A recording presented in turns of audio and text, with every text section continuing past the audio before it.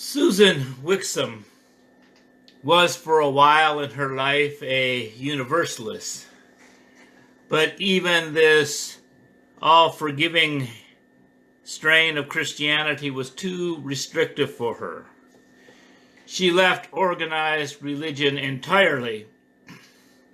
She was an advocate of non-theistic free thinkers. She said, "Free thought, call it liberalism or education or whatever you will, is the one power which has broken the chains of women and started her on the road to freedom." Today, I will look at the women within the Unitarian Universalist tradition who started us on the road to freedom. It's been a twisting road and not always smooth. I begin by looking at Abigail Adams, the long-suffering wife of John Adams, who by all accounts of other people who knew him was not an easy person to get along with. They were members of the Church of Quincy, Massachusetts, which had accepted Unitarian theology decades before the Unitarian denomination was formed. She had many children with John, but essentially lived as a single parent because John Adams was always traveling, fomenting revolution and building a constitutional republic. But they continued to write each other constantly. And they leave a legacy of letters where she spoke boldly to her husband, perhaps more boldly than she was allowed to speak in their social circle. In a letter of March 31, 1776, months before Declaration of Independence, she wrote, "I long to hear that you have declared an independency. And by the way, in the new code of laws, which I suppose it will be necessary for you to make, I desire that you would remember the ladies and be more generous and favorable to them than your ancestors. Do not put such unlimited power into the hands of husbands. Remember, all men would be tyrants if they could. In particular, care and attention if it is not paid to the ladies, we are determined to foment a rebellion and will not hold ourselves bound by any laws in which we have no voice or representation." She pushed her husband into revolution, but he was unwilling to go as far as she wanted. A month after independence was declared, she declared her disappointment in him. "Deliver me from your cold, phlegmatic preachers, politicians, friends, lovers, and husbands." Another Revolutionary era woman was Judith Sargent Murray. Her husband was a Universalist minister who served as a chaplain under George Washington. President John Adams praised Reverend Murray as the only preacher that ever induced his reprobate Vice President Jefferson to actually attend church. Judith Sargent Murray wrote extensively under the pen name The Gleaner, and she kept her identity secret even from her husband. This pen name allowed her to be published in papers and had her gender unrevealed, so only her ideas were considered. And she used this freedom to sneak feminist ideas into the male discourse of her day. "Was I the father of a family?" the Gleaner wrote. I would give my daughters every accomplishment which I thought proper, and to crown it all, I would early accustom them to the habits of industry and order. They should be enabled to procure for themselves the necessity of life. Thus, independence should be placed within their grasp. In 1798, she finally revealed to her husband and others that she was the gleaner, and she published a collection of essays dedicating them to George Washington and John Adams. Another woman of influence was Lydia Marie Child. In 1829, being married to a husband who was in debt, to make money, she wrote the bestseller, The Frugal Housewife. It instructed women how to negotiate a world in which they had no political or economic power. In the midst of this happy homemaker book, she inserted some ideas about the freedom and happiness of women. Is the present education of young ladies likely to contribute to their own ultimate happiness or welfare of the country? There are many honorable exceptions, but we do think the general tone of female education is bad.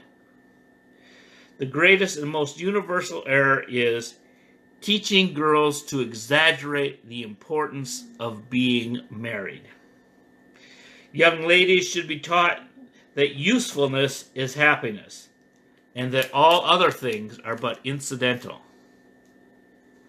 That a thorough, religious, useful education is the best security against misfortune. Disgrace of poverty is universally believed and acknowledged.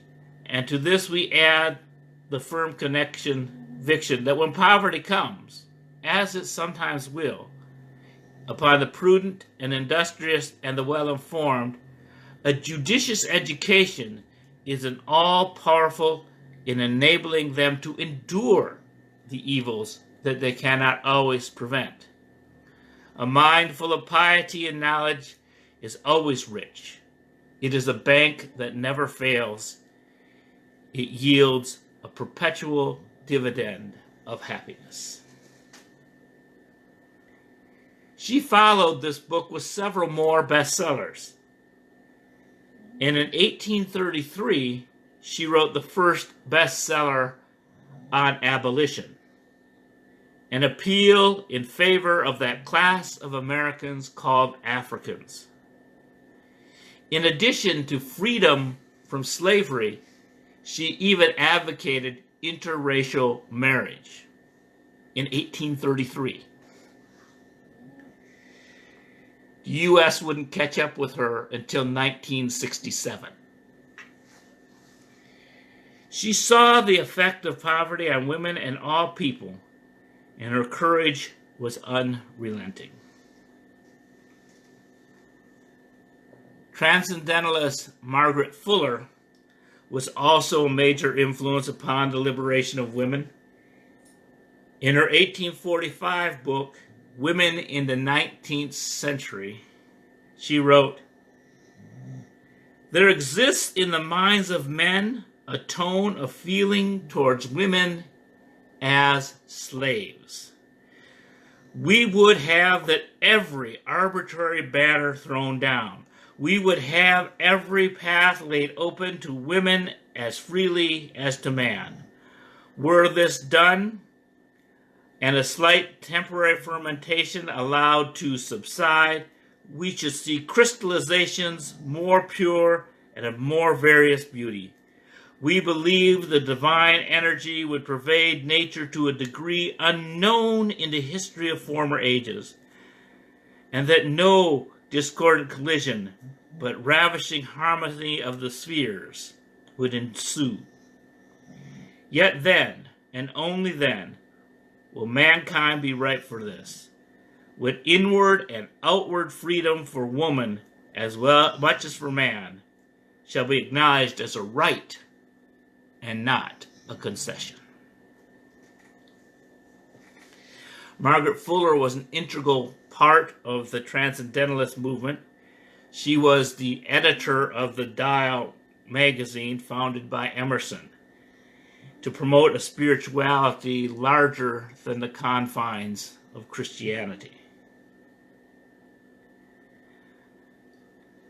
The Universalists in 1863 became the first denomination to ordain women. Laura Carter Noble wrote in the Dictionary of UU Biography, Olympia Brown dedicated her life to opening doors for women. Among only a handful of women to graduate from college, she received her Bachelor of Arts degree from Antioch, and 3 years later became the first woman graduate of a regularly established theological school, St. Lawrence University. She was ordained a Universalist minister and the first woman to achieve full ministerial standing, recognized by a denomination. Brown served congregations in Massachusetts, Connecticut, and Racine, Wisconsin.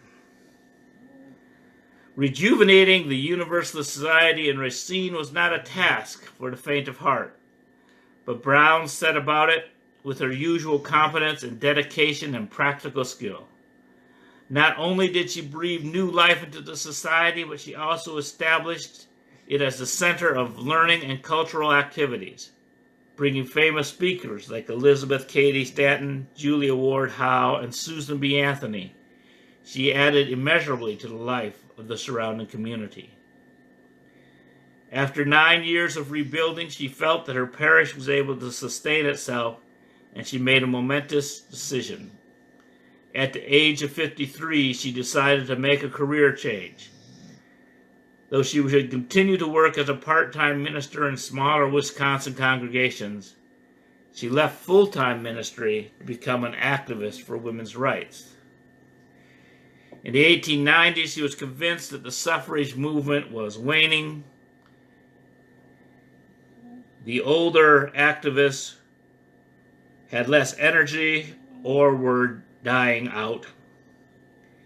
And it wasn't until Alice Paul and Lucy Barnes started the Women's Party in 1913 did Brown feel optimistic about suffrage cause.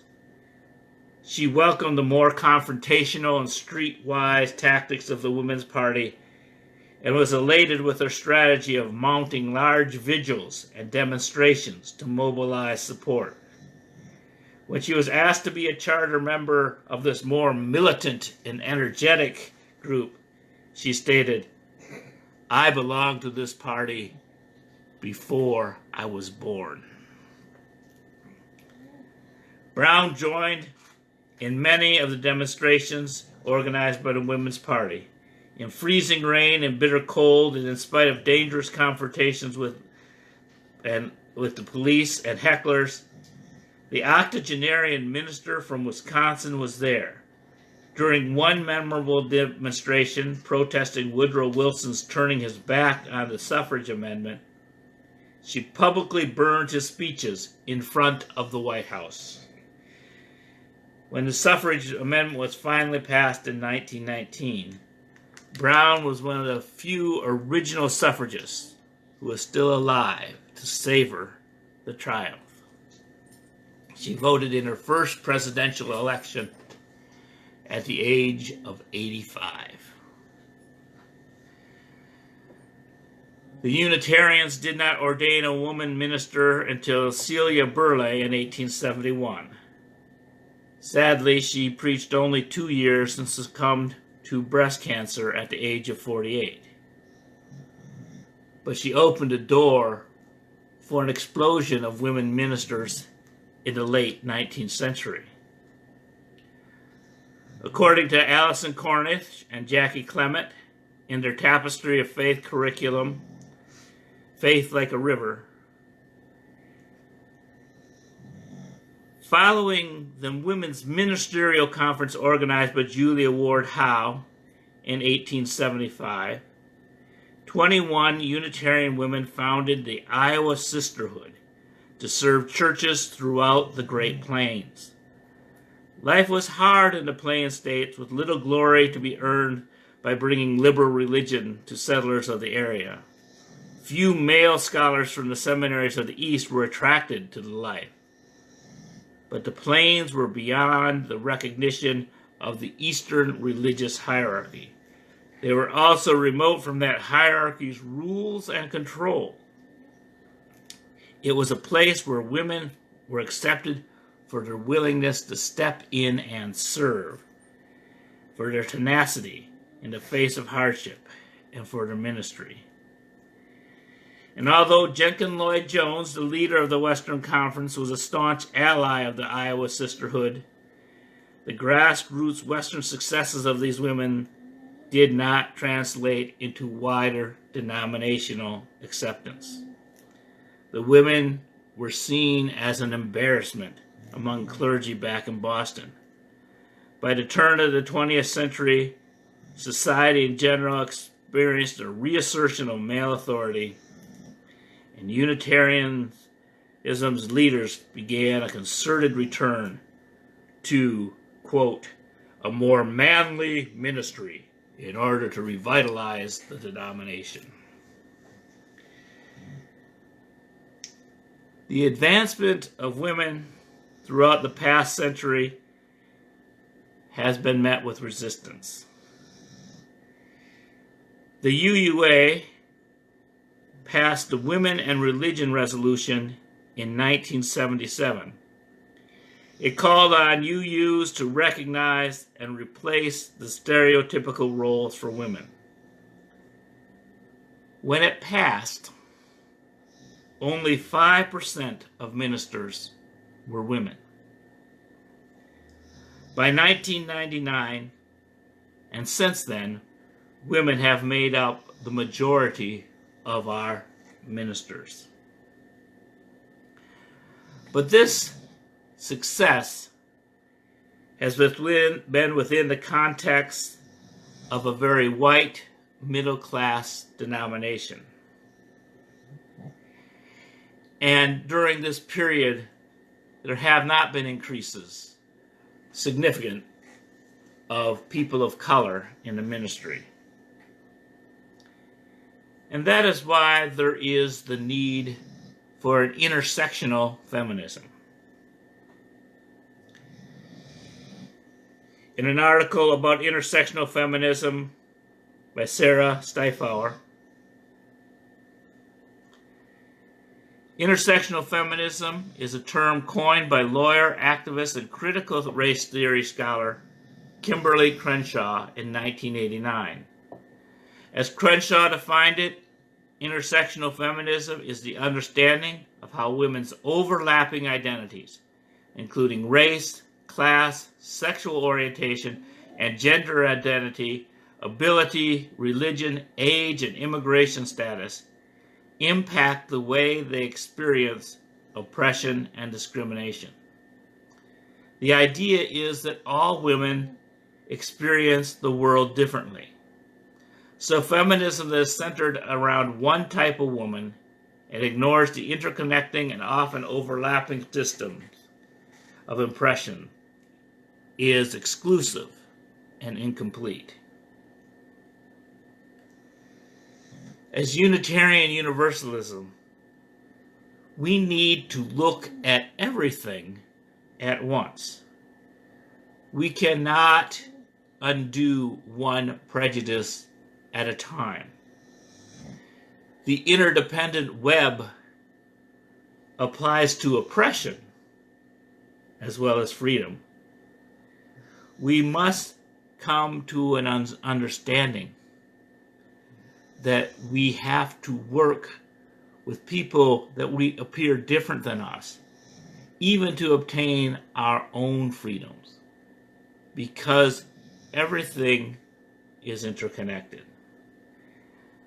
The scientific age taught us to analyze and categorize, and that had a lot of benefits. But we got too excited about analyzing and categorizing, emphasizing the differences between men and women and people of different skin types. And the whole pseudoscience came up based on this categorization. And we always look for differences. And we always look for how someone needs to be excluded. We're coming to a new age, an age where we realize that in spite of all these differences, we are still connected, and we need to be connected. And we need to advocate for these rights and call for unity. And so we resist racism, and we resist, but we don't resist the people who are racist. We try to educate. We resist sexism, and we try to let people know that their life is more free if they're not always fighting to keep someone down. We need to find a way to move forward as women and men, people of all colors and classes and abilities and sexual orientations and gender identities, that this is complex. And complexity is not something to be feared, but something to embrace.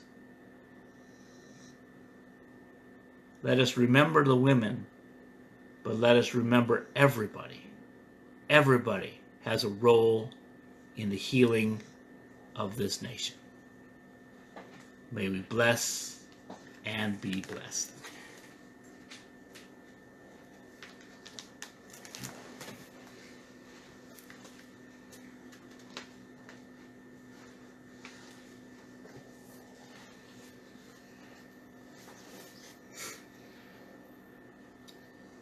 We extinguish the chalice with these words of Margaret Atwood.